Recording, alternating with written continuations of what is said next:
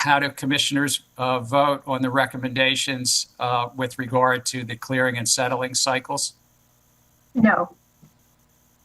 Yes. No. Yes. Yes. With that, the ayes being 3-2, the recommendation is approved and will be sent to the Federal Register, and I thank you. We'll be considering possible adopting amendments to shorten the settlement cycle. I will now turn it over to our Director of the Division of Trading and Markets, Shang Zhu, to introduce the amendments regarding the adoption to shorten the settlement cycle. Shang, off to you. Good morning, Chair Gensler and Commissioner Peirce, Crenshaw, Ueda, and Lizarraga.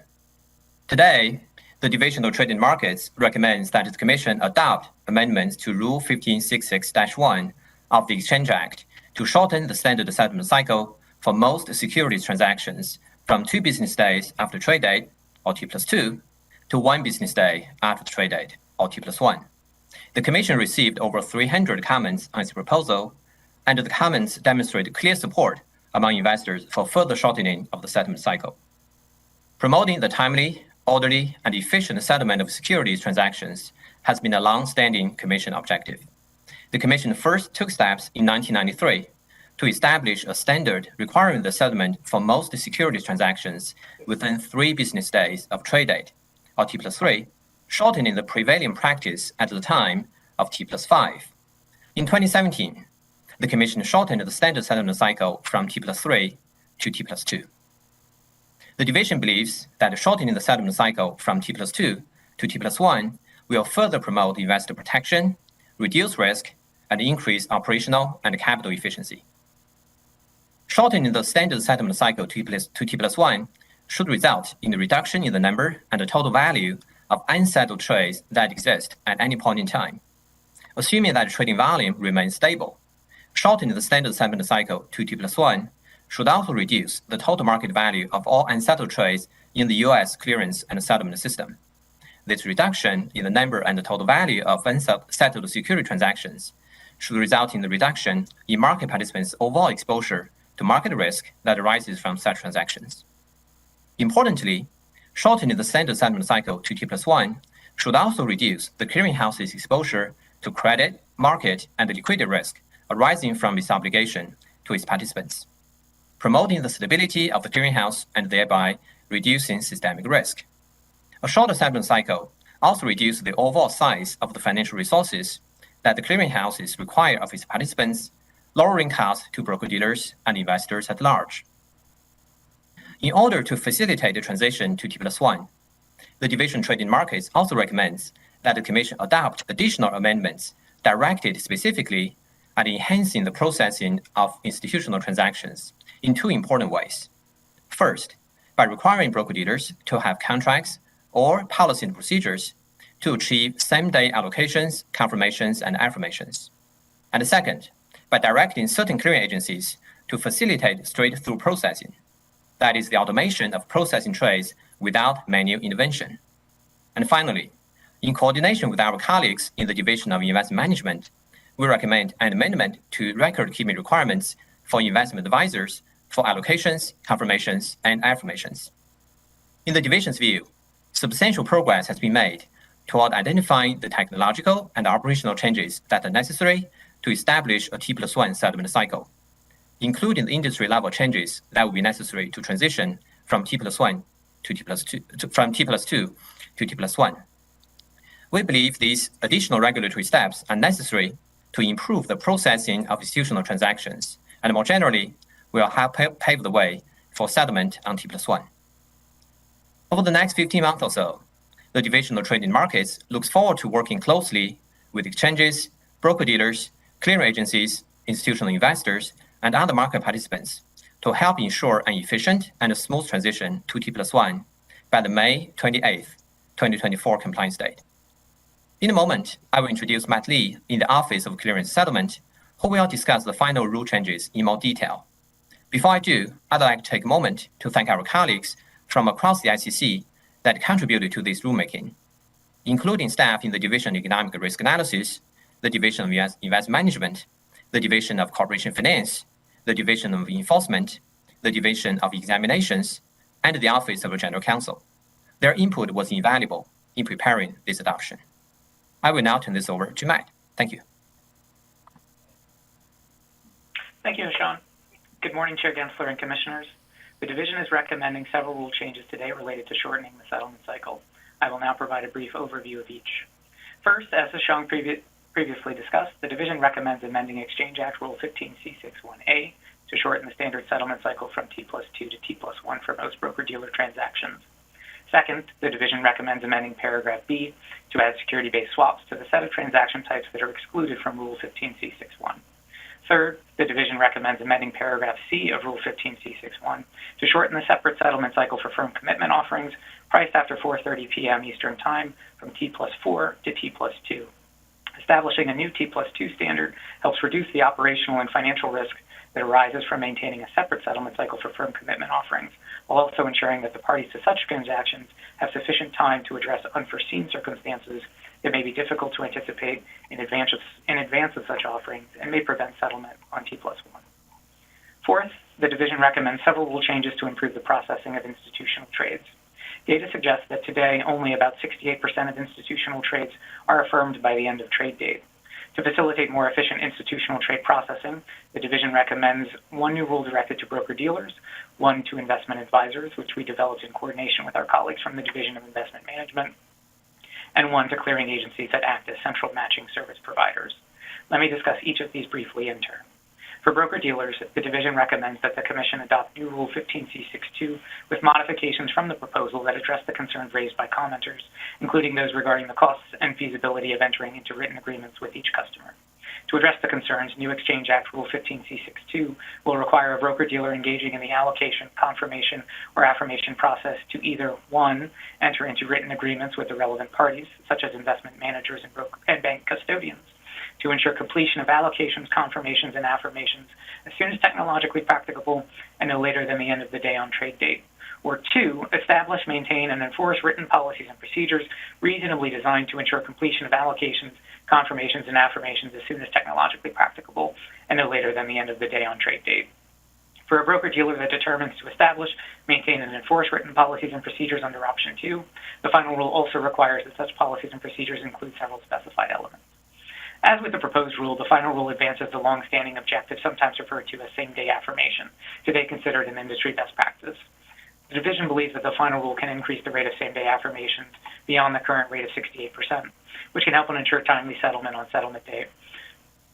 For registered investment advisors, and as a companion to Rule 15C62, the Division of Investment Management recommends that the Commission adopts amendments to the record-keeping requirements in Rule 2042A under the Investment Advisors Act of 1940. Amended Rule 2042A will require investment advisors to make and keep records of confirmations they receive and allocations and affirmations they send or receive for any transaction that is subject to the requirements of Rule 15C62A. Requiring these records should help establish that obligations of the various parties involved in the settlement process related to achieving a matched trade have been met. For clearing agencies that are central matching service providers, or CMSPs, the Division recommends that the Commission adopts new Rule 178027.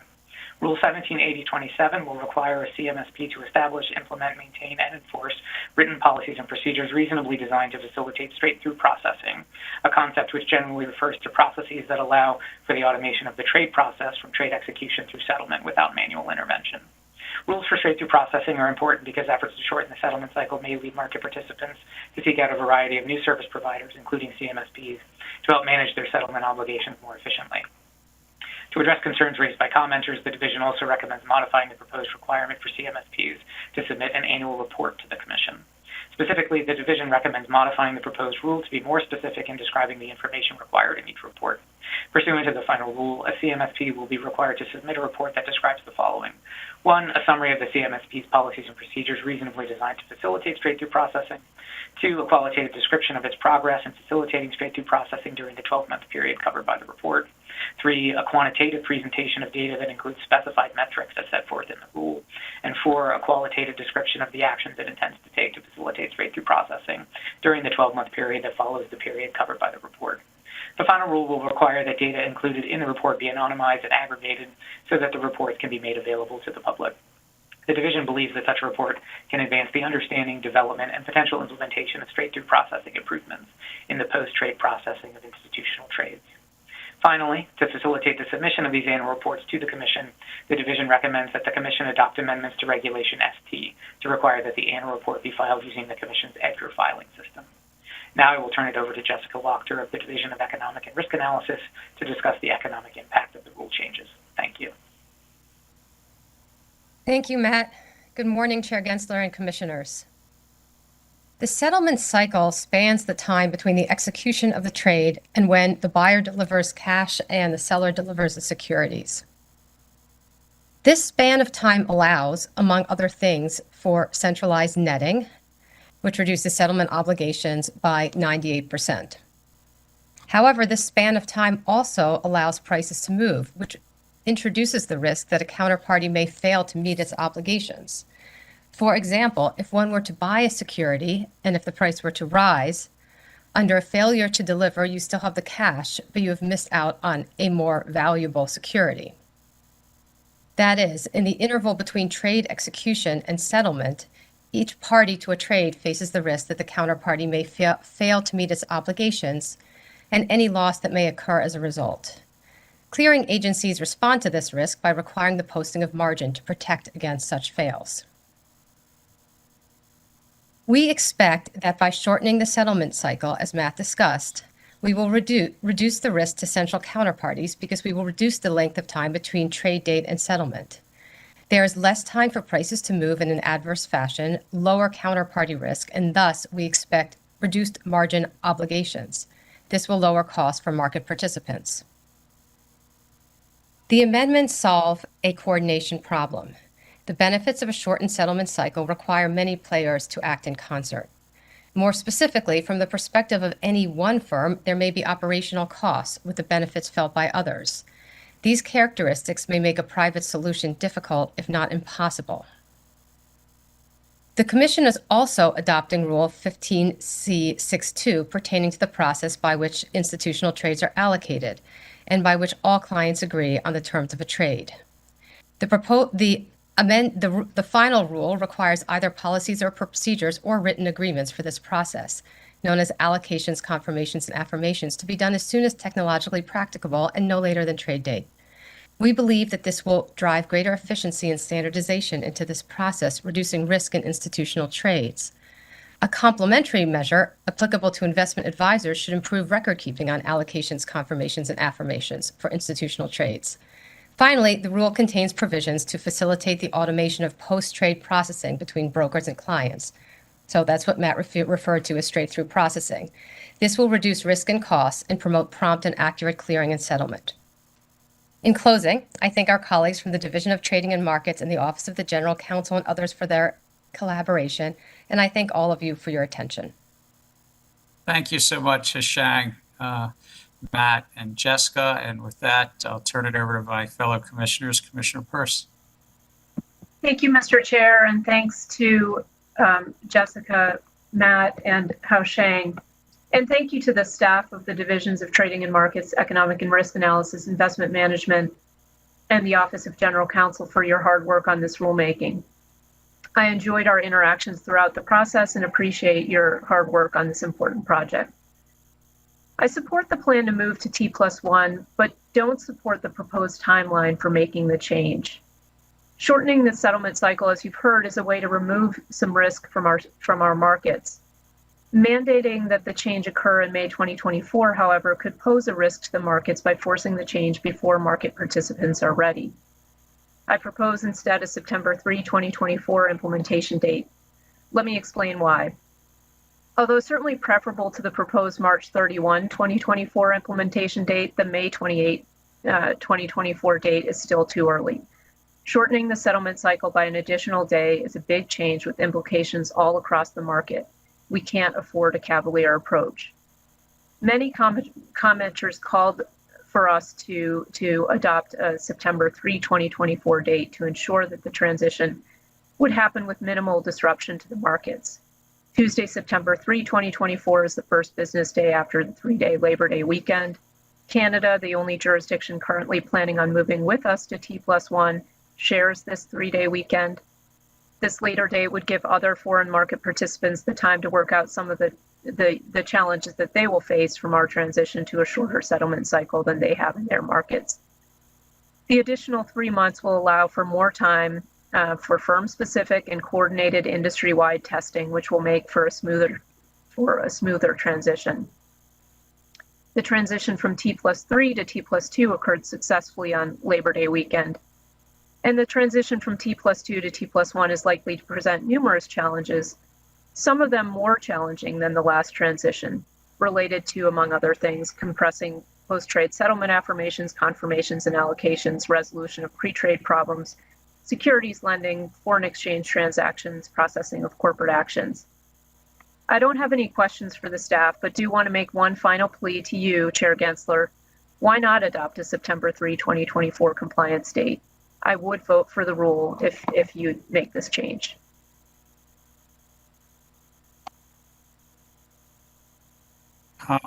I'm comfortable in supporting it as it is. This has been a 3-year journey or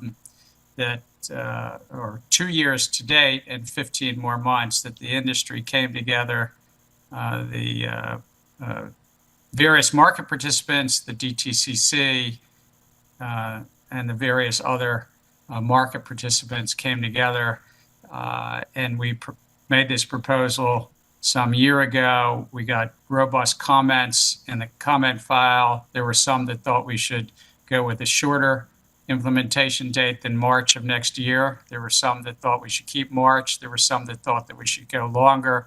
I note DTCC, which is at the center of this, that runs the clearing organization, put in their comment letter to move it to this date in May, and I'm comfortable with 15 months. I also think that it helps investors who, in the middle of the GameStop events, found that they were shut out of the market when there was not enough margin at certain broker-dealers in those volatile times. So I also think about investors and feel comfortable with the proposal. We'll be supporting it with the May date. So, Mr. Chair, obviously, I'm concerned too about investors, and that's why, as I said, I support the movement to T+1. But I think the extra 3 months could actually be net beneficial to investors, particularly if we have disruptions that stem from the lack of adequate testing within firms and then industry-wide. It seems like a small price to pay 3 additional months to get some of that additional testing done and to allow for alignment with our Canadian neighbors. I know we don't agree on this, but I continue to believe that the approach I'm advocating is actually better for investors and better for markets. And as we discussed when we were making the proposal and extended from that draft phase from December to March, and then in the proposal was March, and then we discussed possibly extending it. I think extending it to the May is appropriate, as DTCC and others have suggested, but some in the comment file said to keep it exactly where it was. I know some have said longer, but I'm comfortable and I'm supportive of the staff recommendation.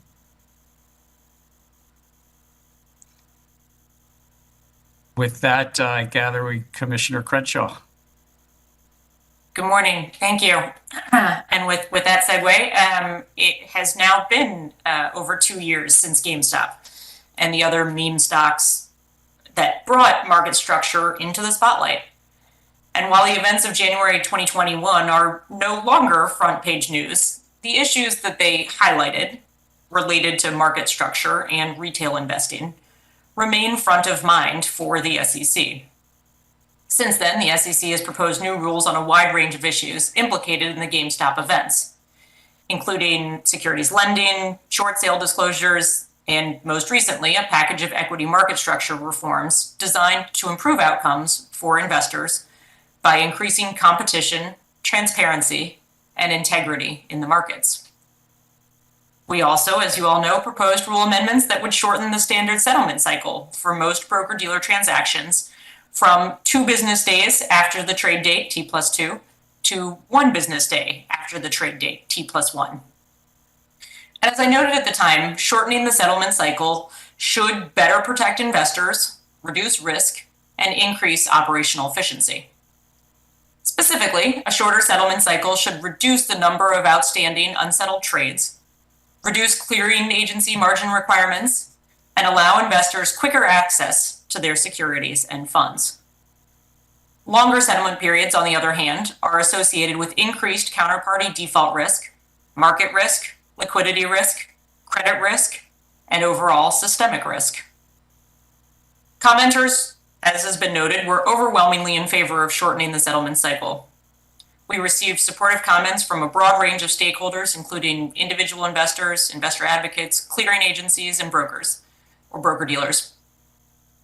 Some commenters raised concerns regarding the proposed changes related to the processing of institutional trades, firm commitment offerings, and security-based swaps, and the final rule reflects certain changes from the proposal in response to those comments. A number of commenters, as you've heard, also raised concerns about the implementation timeline, which has been extended by several months from the proposed date to facilitate a smooth transition.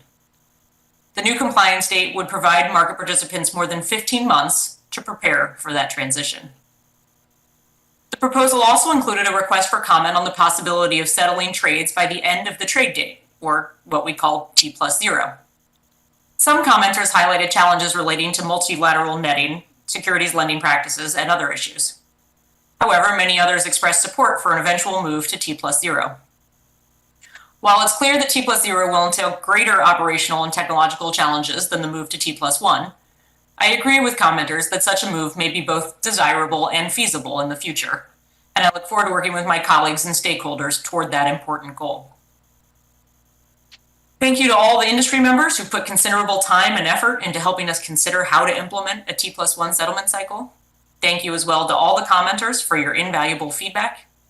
Finally, thank you as always to the SEC staff, in particular the staff in the Division of Trading and Markets, the Division of Economic and Risk Analysis, and the Office of the General Counsel for all your hard work and expertise. I'm deeply appreciative of your efforts, and I am pleased to support the amendments. Thank you, Commissioner Crenshaw. Commissioner Ueda from Atlanta. Thank you, Chair Gensler, and good morning.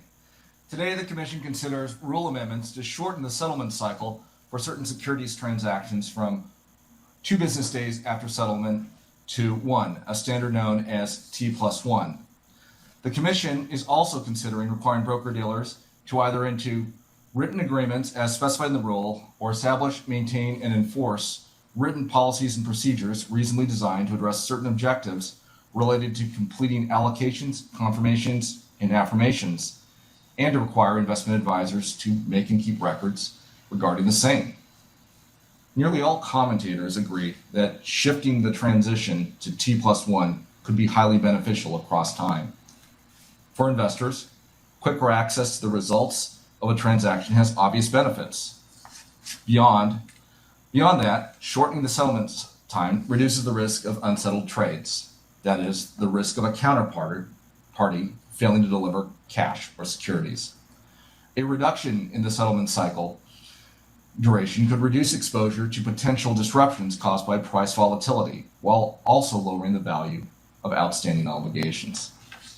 These benefits may result in reduced margin requirements, as well as enhanced operational efficiencies. Thus, I am supportive of this change, at least conceptually. A key ingredient for success in shortening the settlement cycle has been acting in an incremental manner. In 2017, the Commission, under the leadership of then Acting Chairman Michael Pubavar, moved the settlement cycle from t+3 to t+2. Today, the markets appear ripe for further progress on this front. However, ensuring that any changes have the effect of actually improving a market process that touches on many other complex financial processes is of vital importance. Appropriately, leading up to 2017, the Commission worked on improvements in a manner informed by industry and investor concerns and comments. This deliberate and incremental approach increased the likelihood of getting it right. Such an incremental approach recognizes that many regulatory and institutional shifts are best thought of as an evolutionary process involving a complex discovery and learning process. As an important aside, this is not the approach that the Commission has taken regarding proposed rules involving equity market structure. Instead, the Commission proposed side by side 4 complex rules with interrelated effects and did not even attempt to consider the combined impact of these proposals.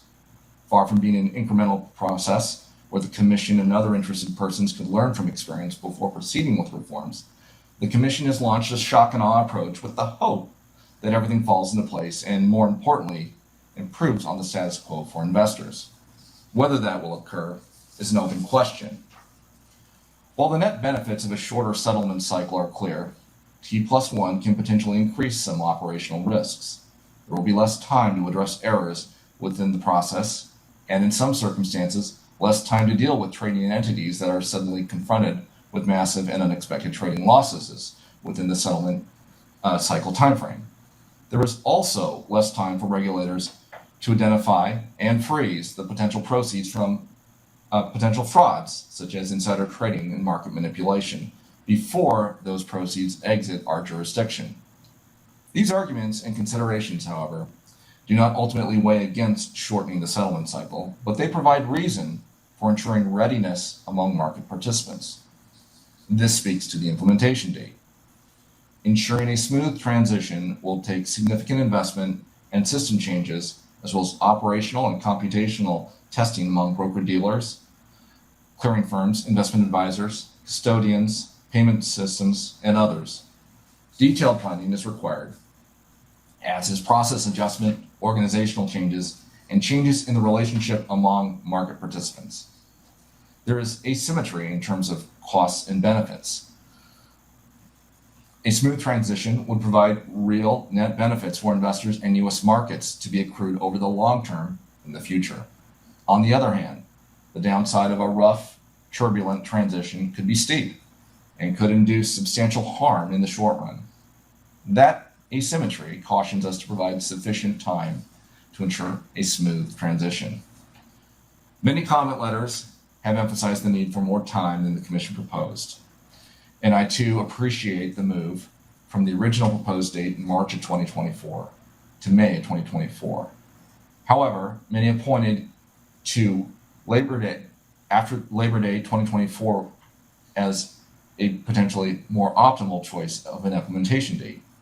It would also have the added advantage that Canada is also moving forward with t+1 around the same time. However, we appear, especially based on the discussion that you heard a few minutes ago, ready to adopt a May 2024 implementation date. In my view, we are in an imprudent rush away from a sensible transition date, and for that reason, I am unable to support the final rule. I do want to thank the staff of the Division of Trading and Markets, the Division of Economic and Risk Analysis, and the Division of Investment Management, as well as the always very, very helpful comments from our Office of General Counsel for their efforts on working on these issues raised in this proposal and helping move the marketplace to this ultimate goal of t+1. Thank you, and I don't have any questions. Thank you, Commissioner. Commissioner Lizarga. Thank you, Chair Gensler. The Commission's ongoing project to modernize many of the rules that govern the day-to-day operations of our capital markets is essential to advancing the interests of the investing public. Where there are unnecessary risks and inefficiencies, it is our responsibility to tackle them and ensure that we fulfill our mission of maintaining fair, orderly, and efficient markets. The Commission today adopts a final rule that will not only advance this important part of our mission, but will help reduce market volatility, foster broad-based capital formation, and strengthen investor protections.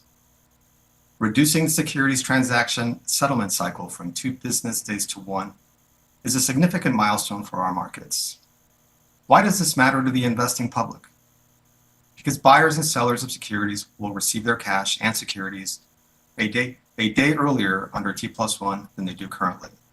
And because market participants can allocate their capital more quickly and efficiently. Based on the public comments to the proposal, these benefits accrue to retail investors in particular. Reducing the settlement time in half will alleviate some of the downsides of the current t+2 cycle, such as counterparty, market, liquidity, credit, and other risks. A longer settlement time also requires risk management tools, such as margin requirements, that carry significant costs. Shortening the settlement cycle not only helps reduce these risks and costs, but lowers volatility and makes our markets more fair and efficient.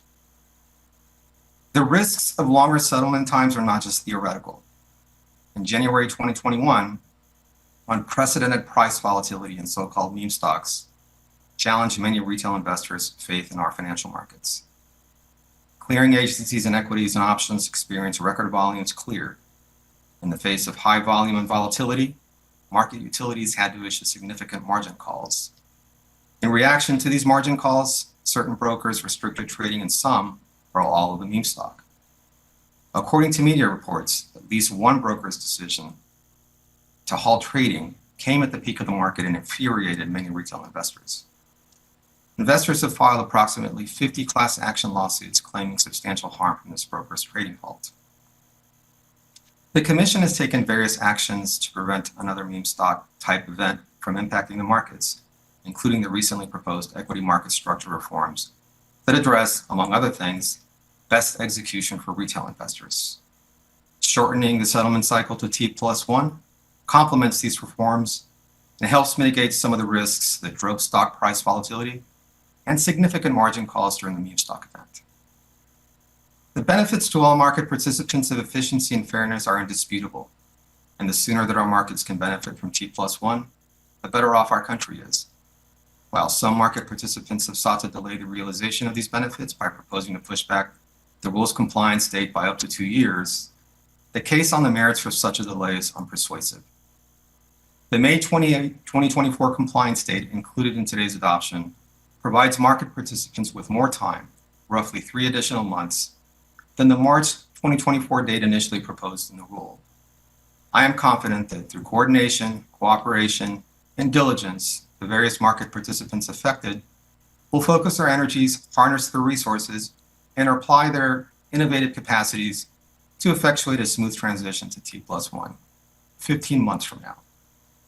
It bears noting that the Depository Trust and Clearing Corporation, or DTCC, the market utility most central to the t+1 transition, recognized May 28, 2024, after the 3-day Memorial Day weekend, as a feasible compliance date. In addition, multiple individual commenters to the rule proposal supported a transition date at least as soon as, if not sooner than, March 31, 2024. The transition to t+1 is a game changer, but it's not the end of the road. The Commission must continue to engage all stakeholders, particularly public policy advocates and investors, to explore whether shortening the settlement cycle to the same day, or t+0, would further reduce risks and their attendant costs and provide additional benefits to our capital markets and the investing public. While some market participants have expressed concerns about possible costs and technological challenges with same-day settlement, these concerns must be weighed against the significant benefits to investors to our capital markets. I am pleased to support today's rule and commend the Division of Trading and Markets and the Commission staff for their diligent work on this adoption and for their dedication to investor protection and the public interest. Thank you. Thank you, Commissioners. Today, as you've heard, the Commission's considering whether to adopt amendments to these important features of clearing and settling. And I support the adoption because I think it will reduce latency, the time it takes, it lowers risk, it promotes efficiency, as well as providing greater liquidity to our markets because it frees up capital that otherwise would be put into margin.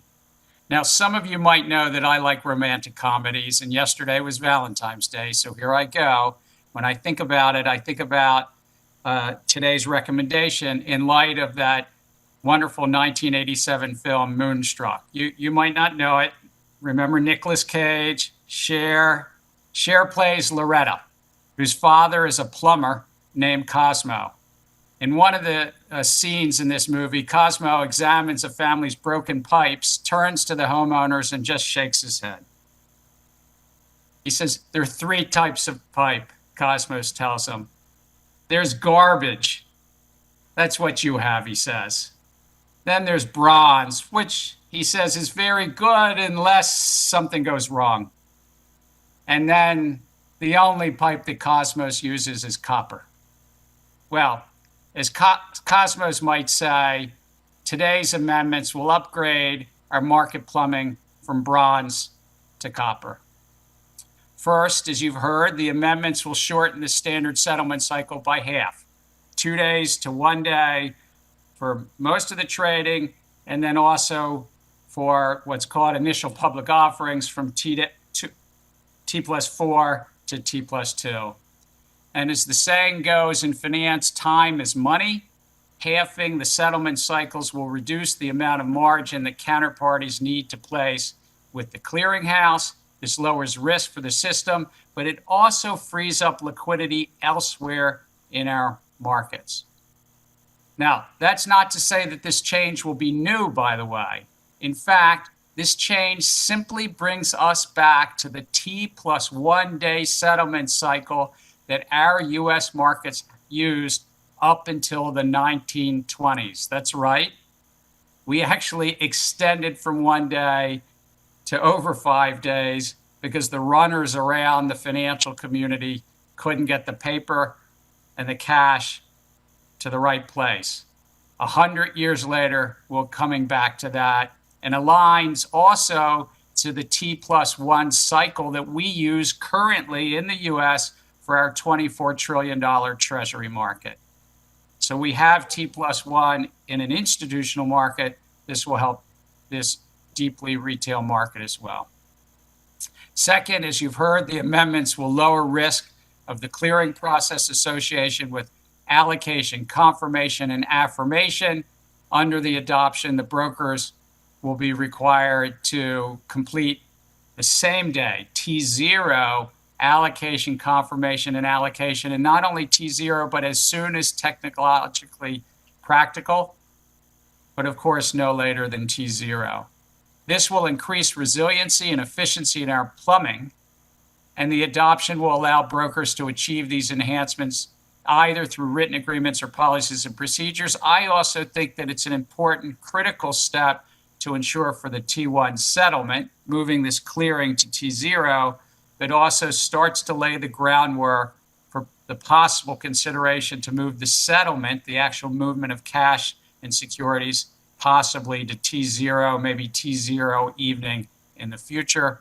And like other commissioners, look forward to continuing dialogue and discussion about that possibility.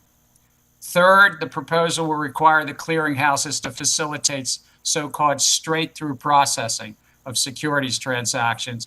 What is straight-through processing? It refers to the process of automating the entire trade process from execution to clearing to settling. And such automation, which is totally within modern technological means, benefits the investing public and the markets, will make our market plumbing more efficient, and also lay a better groundwork for possibly considering moving to T0 potentially in the future. So today's adoption addresses one of the 4 areas that were recommended by the Commission staff when reviewing the GameStop events from early 2021. And I think the implementation for these amendments set for Memorial Day weekend 2024, 15 months from now, is appropriate, as we discussed earlier. It comes more than 3 years after key industry members first proposed shortening the settlement cycle, a year and a quarter from now, providing, I believe, sufficient time, in my view, for that transition. And it further easing the transition, the implementation date would occur on a 3-day holiday weekend. Now, Cosmo might have said that this adoption will take our plumbing from bronze to copper. I say that taken together, these amendments will make our market plumbing more resilient, timely, orderly, and efficient. Moonstruck actually opens with a Dean Martin's song, That's Amore. Keeping with the Valentine's Day theme here just one more time, one might say that this rule brings more benefits to investors and markets alike. Commissioner Crenshaw, I said it was going to be a bit cheesy. There you got it. A tremendous amount of effort really went into this proposal, and it reflects the hard work of many, many staff. It was a team effort. We wouldn't be here if it weren't for all the efforts. I won't read the names; they'll be on our website. But just a shout out not only for the dedicated staff of Division of Trading and Markets, but investment management. So much relates to investment advisors and investment managers, the Division of Economic Risk and Analysis, Division of Examinations, as well as the offices of the General Counsel and Chief Operating Officer. I would even say also the Office of International Affairs that has weighed in as well, and all the commissioners' offices. And though it may be that we're separated about this implementation date, I do want to thank all of my fellow commissioners for weighing in and all the details of this important rule. With that, how do commissioners vote on the recommendations with regard to the clearing and settling cycles? No. Yes. No. Yes. Yes. With that, the ayes being 3-2, the recommendation is approved and will be sent to the Federal Register, and I thank you.